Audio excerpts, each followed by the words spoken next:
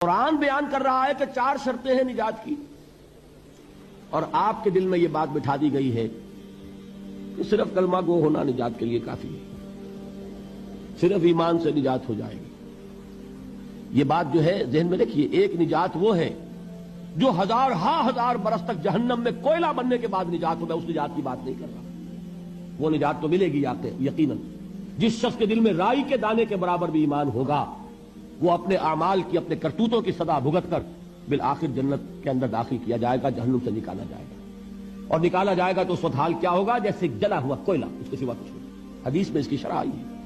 لیکن یہ نجات نہیں، نجات وہ کہ جو اللہ تعالیٰ میدان حشر ہی میں ہماری مغفرت کا اعلان فرمائے، اللہ تعالیٰ اول وہلے میں ہمیں جنت میں داخل فرمائے، اس نجات کی بات کر رہا ہوں۔ وہ نجات جان لیجئے محض کلمہ گو ہونے کی بدولت نہیں ملے گی۔ اس نجات کے لیے شرط اول ایمان، شرط دوم عمل صالح، شرط ثالث تواصی بالحق، اور چوتھی شرط تواصی بالصبر۔ یہ قرآن کا بیان ہے۔